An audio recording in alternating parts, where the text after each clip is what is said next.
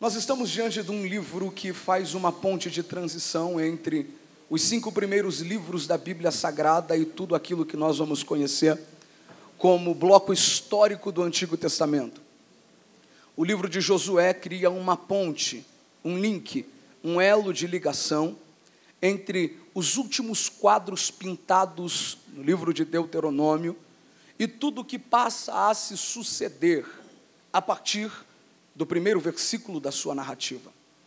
Preocupado em criar este elo de ligação e esta ponte de contato, Josué, ao traduzir a sua história em uma escrita, convida o seu leitor a uma rápida retrospectiva aos corredores do livro de Deuteronômio e apresenta de forma muito clara estes últimos quadros que, segundo a tradição, fora pintado por Josué, a fim de que aquele que estivesse tendo contato com esta literatura soubesse qual era o ambiente que a história passa a ser protagonizada por este grande líder. Como Josué estava trazendo esta conexão, mais do que citar fatos históricos, para posicionar cronologicamente, geograficamente, culturalmente, o cenário, pano de fundo ou contexto que a grande narrativa vai se desenvolver, ou que esta trama vai acontecer, ele começa a desenhar esta polaroide com sentimentos.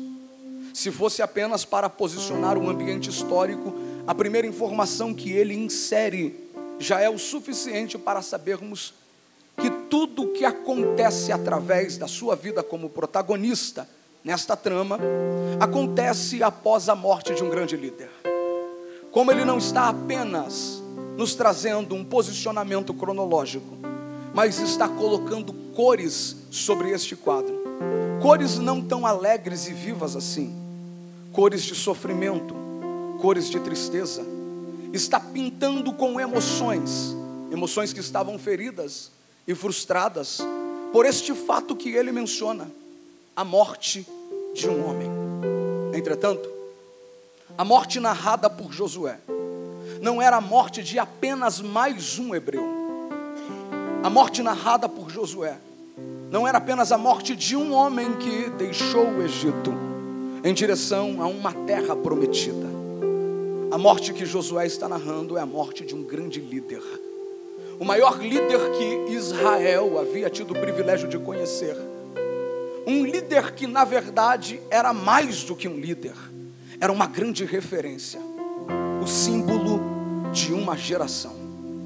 Até porque, para Josué, todas as vezes que a voz de Deus ecoou, a voz de Deus ecoou através do timbre da voz de Moisés.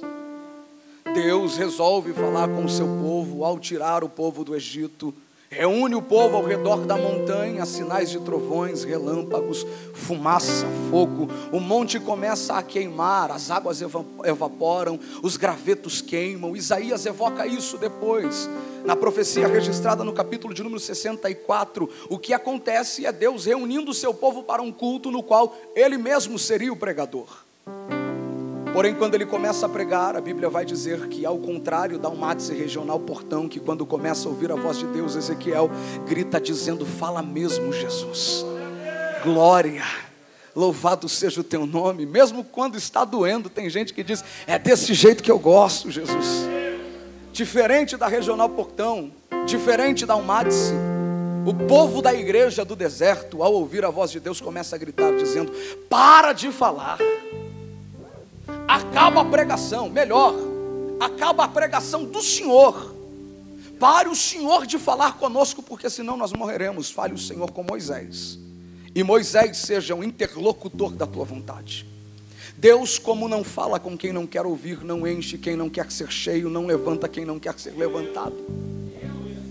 Prefere não falar com Israel, mas encontra em Moisés o desejo de ouvir, o desejo de ser cheio, o desejo de ser usado. E ele, como gosta de fazer com quem quer, não vê problema nenhum em falar somente com Moisés.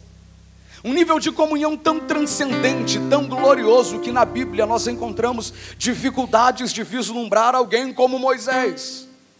que mesmo vendo a glória de Deus nos pequenos cenários da sua história e nas grandes evidências da sua vida com os céus, ainda carregava no seu coração uma oração que dizia: rogo-te que me mostres a tua glória. O símbolo de uma geração. O que Josué está narrando aqui é uma história que começa ferida por uma grande crise, a morte de um grande líder, a morte de alguém que viu Deus, a morte de alguém que ouviu Deus, a morte de alguém que foi defendido por Deus. Até porque um nível de intimidade e comunhão que Moisés possuía com Deus não foi atestado por Moisés. Se fosse atestado por Moisés, a gente poderia duvidar, até porque muitos atestam ter comunhão com Deus, presbítero irmão Lucas, e não o tem. Se fosse Moisés quem batesse a mão no peito e dissesse: eu tenho comunhão com Deus, a gente poderia dizer: ele é homem, pode estar equivocado. O que ele chama de Deus pode ser simplesmente uma religião. Só que quem atesta esta comunhão é o próprio Deus. O dia que Deus percebe que uma semente de divisão estava sendo plantada no meio do povo, Deus entende que estavam colocando em descrédito a autoridade do ministério do patriarca, do profeta.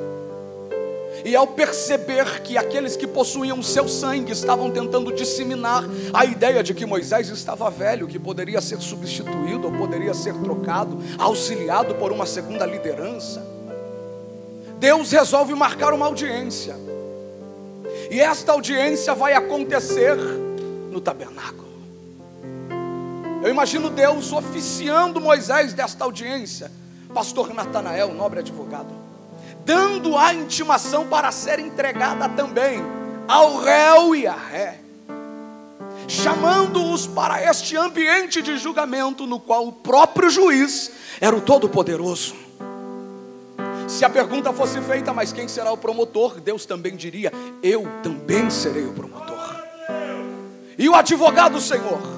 Se temos uma ré, temos um réu, temos uma peça sendo constituída, uma acusação sendo formalizada, quem irá defendê-los? Deus dizendo: ninguém, não terá advogados. Tá bom, eu aceito, mas quem vai ser o réu e quem vai ser a ré? Deus manda Moisés chamar Arão e Miriam. Se reúnem para o horário da audiência, até que o próprio Deus, o juiz por excelência, desce. Arão e Miriam, pensando que por falarem em nome de Moisés, marcharem após o mar se abrir, carregarem as mesmas características genéticas no DNA, por serem irmão de Moisés, poderiam exercer também autoridade. Entretanto, a autoridade não é dada por família ou herança genética, a autoridade é dada por escolhas divinas. Deus desce e resolve quebrar as argumentações de defesa que possivelmente alguém poderia utilizar. Deus olha para eles e diz: se porventura houvesse algum profeta em Israel, eu falaria com ele por meio de visões e sonhos. Nisso eu imagino Miriam e Arão se prostrando diante de Deus, dominado pelo temor, tremendo, chorando. E eu posso crer que neste momento Deus abraça Moisés, olha para Arão e para Miriam e diz: se tivesse no meio, eu falava por meio de sonhos e visões, mas com este homem o nível da intimidade é diferente, o nível da comunhão é mais profundo. Com ele a conversa é olho no olho, é tete a tete. Com ele eu me relaciono de forma intensa, sem parábolas. Com ele, quando eu quero falar, eu falo. Quando não quero falar, eu mostro, porque eu quero revelar a ele aquilo que o meu coração deseja. Era este Moisés que estava morrendo. Agora pense comigo.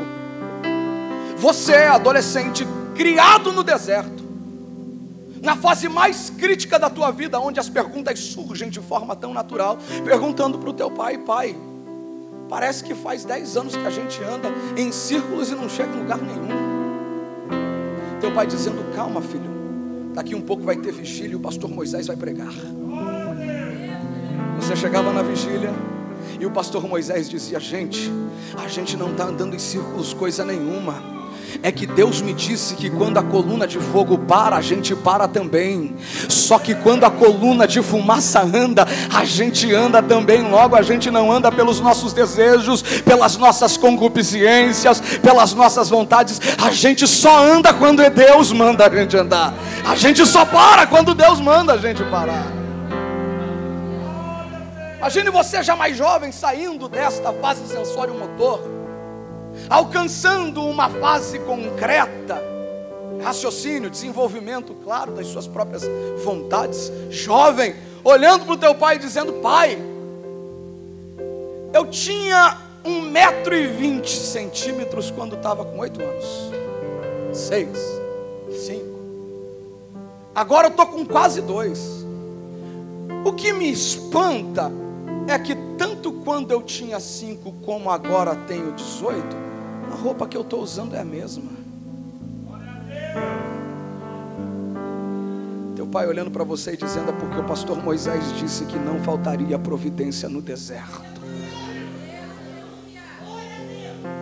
Todos os teus sonhos, todas as tuas expectativas, todas as tuas ambições se resumiam a uma promessa. Que promessa? A gente caminha aqui, mas chegaremos em uma terra prometida que mana leite e mel. Diga glórias a Deus. Você só acreditava na possibilidade de uma conquista, a terra prometida, porque um pastor chamado Moisés dizia: a gente vai chegar, Deus já me mostrou, Ele me visitou e me disse: eu desci para fazer o meu povo subir, para conquistar esta terra. Eu vi as lágrimas, ouvi o clamor, eu sei o que vocês estão passando, mas a terra é prometida e real para aqueles que creem. Tudo isso que você acredita pelo discurso do pastor Moisés. E quando você chega no culto de manhã, pastor Léo, você percebe que a vaga do pastor Moisés estava vazia. O culto estava acontecendo e o lugar que o pastor Moisés sempre sentava estava desocupado. O pastor Moisés não se atrasava. Um líder de uma significância tão extrema, tão cuidadoso, sempre estava lá. O culto começa a passar e você percebe que o pastor Moisés não vem. A pergunta é: será que ele está no monte como sempre o faz? 40 dias de oração, coisas básicas. Só que ao olhar para o segundo dirigente da congregação do deserto, você percebe que os olhos dele estavam cheios de lágrimas. Pastor Josué estava segurando o choro no púlpito, cabeça baixa, até que alguém chama ele para falar, e o pastor Josué assume a tribuna com a voz embargada, sentimento fatídico, atétrico tomando conta da sua alma. Respira fundo, seca as lágrimas, olha para a igreja e diz: irmãos, é com grande pesar e imensa tristeza que nós queremos anunciar a morte do pastor Moisés. Tudo que você acreditou, tudo que você sonhou porque um dia alguém pregou e te fez acreditar. A terra que você esperava porque alguém estava na frente, liderando, dizendo: a gente chega. Às vezes desanimado, quase morrendo, sem força. Este líder pegava no teu braço e dizia: fica tranquilo, filho, Deus vai te renovar, mas a gente vai entrar lá. Às vezes quase morrendo, ele te abraçava e um abraço te renovava. E agora você percebe que a terra que você acreditou entrar, pelo abraço deste líder, pela palavra deste líder, este líder não mais encontrará. Uma crise é instaurada exatamente aqui, e a igreja de Israel para de caminhar. O segundo líder, pastor Josué, que já havia recebido a autorização para o ministério através da imposição das mãos de Moisés, até porque Deus sempre levanta outra geração, levanta uma geração depois que outra a libera.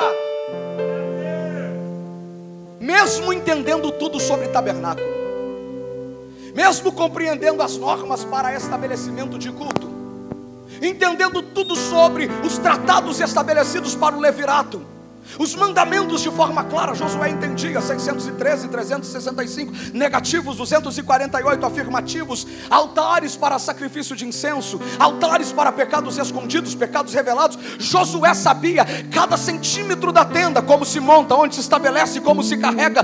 Ele era auxiliar de Moisés. capacidade, sabendo liderar um culto, sabendo organizar um evento, sabendo explanar uma mensagem estabelecida pelas normas da exegese, com uma boa arte de falar, ele para. Até porque, como segundo, ele só estava lá para ajudar. Mas até então, quem levava era Moisés, quem orava era Moisés, quem fazia era Moisés. Josué se frustra. Se o meu líder não chegou na terra, eu também não chegarei. A congregação de Israel trava no deserto, e os dedos começam a ser apontados. Moisés morreu, não terá mais coluna de fogo. Moisés morreu, não terá mais coluna de fumaça. Moisés morreu, Deus não vai mais falar, porque Deus falava através do timbre da voz de Moisés. Moisés morreu, e quem agora tocará na rocha e a rocha verterá água?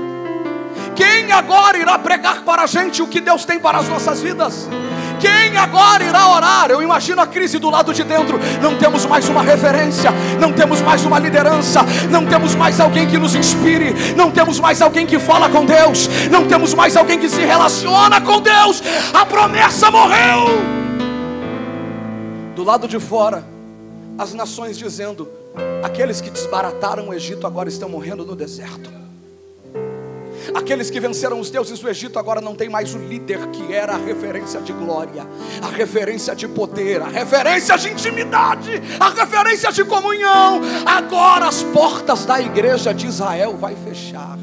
Não tem mais glória, não tem mais poder, não tem mais sinais, não tem mais prodígio. A geração que andou com Deus foi embora. O que será da geração Josué? Nós estamos não apenas diante de um retrato, de um recorte histórico literário do texto. Nós estamos diante de uma fotografia da igreja evangélica brasileira no século 21. Um texto que salta como verdade profética para esta madrugada, e eu já estou encerrando. Porque uma transição geracional está sendo evidenciada exatamente aqui. Uma geração que andou com Deus estava morrendo, e uma outra geração estava sem saber o que fazer, sendo apontada e criticada. Josué não aguenta. Josué vai parar. Josué vai deixar a promessa morrer. Josué vai desanimar, e até porque Josué estava mesmo estagnado pela frustração. Eu gosto de chamar a geração Moisés a geração dos nossos pais. Homens que desbravaram este Brasil através da autoridade do nome de Jesus. Pessoas simples que muitas vezes não dominavam sequer a arte da oratória do seu próprio idioma, não sabiam nem falar problema direito, mas quando assumiam uma tribuna como esta para ministrar, vinham completamente mergulhados na unção de Deus, para dizer que Jesus Cristo salva, e Jesus Cristo salvava, Jesus Cristo cura, e Jesus Cristo curava, batiza com o Espírito Santo. Não precisava ser congresso, vigília, campanha, poderia ser escola bíblica dominical. Bastava ter alguém com o coração sedento para ser batizado. Era como se a pomba do Espírito Santo sobrevoasse e de vez em sempre pousava sobre aquele que queria. E daqui um pouco o professor dizia: calma gente, é que Jesus acabou de batizar ele, deixa falar em línguas, e a gente já continua a aula. Homens que enfrentaram as mais ardilosas e astutas emboscadas, quando chegavam nos terrenos mais inóspitos, onde quem dominava dizia: aqui não tem crente, aqui ninguém vai ser crente, aqui ninguém vai se converter, aqui não tem espaço para a igreja. Você pensa que eles desanimavam? Nada, eles diziam: é rocha, mas se eu orar a rocha verte água. Aí você diz que não vai ter crente? Vai ter. A tua casa será ponto de pregação, a tua família será os primeiros membros, a igreja vai crescer.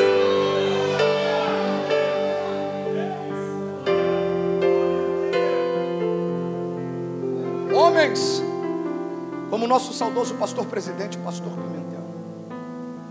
Homens que deixaram legados extraordinários como o pastor Antônio Gilberto. Homens como o saudoso pastor da minha igreja, evangelista Alvino Borba. Mulheres como a irmã Jumira, dirigente do Círculo de Oração. E enquanto eu estou falando, você está dizendo: André, porque você não conheceu a minha avó? Aquela mulher era de oração. É porque você não conheceu o meu pai, você não conheceu a minha tia. Ela abria a boca para profetizar e se tornava verdade na terra. Ela ia visitar ou morria, ou Deus curava. Eu olhava para ela e sentia temor, olhava para ela e sentia temor. Homens que Deus está recolhendo porque cumpriram os seus propósitos, e estão olhando para a nossa geração e estão dizendo: estes homens morreram, a igreja também vai morrer, as portas vão se fechar, a nuvem de glória nunca mais irá acompanhar, a coluna de fogo nunca mais irá acompanhar. Eu nunca ouvi como tenho ouvido de forma tão intensa em redes sociais, pessoas que se valem do anonimato para dizer: esta é a pior geração de crentes, não terá mais glória, não terá mais milagre, não terá mais poder, não terá mais unção, não terá mais sinais. Só que este quadro muda e a crítica cai por terra quando o texto continua. Depois da morte de Moisés, o Senhor falou a Josué, dizendo: levanta-te.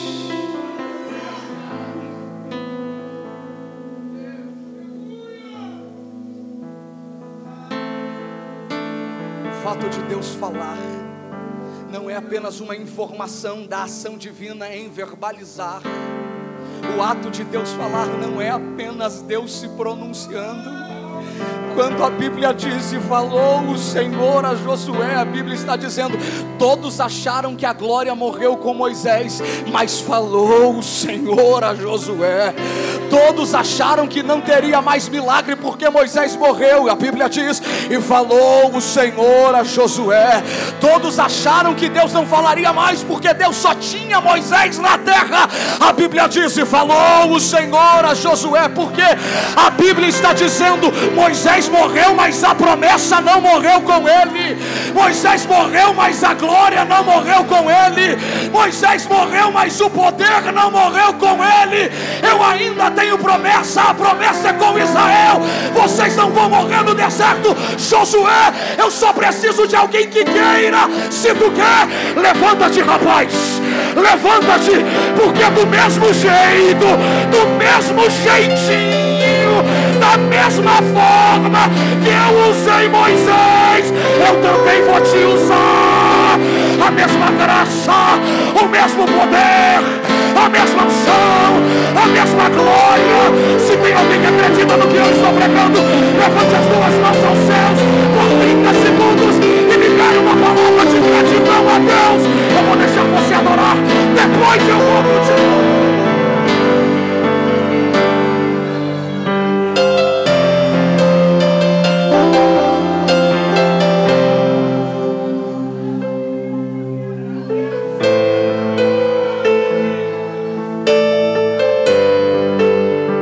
Acredita em palavra profética, levante as suas duas mãos aos céus. Eu preciso liberar esta palavra e entrego o microfone agora. Se você acredita que Deus está nesta casa e está falando através dos meus lábios, segure as tuas mãos levantadas. O que tem de gente dizendo que a glória que os nossos pais viveram ficou no passado e esta geração não experimentará mais nada.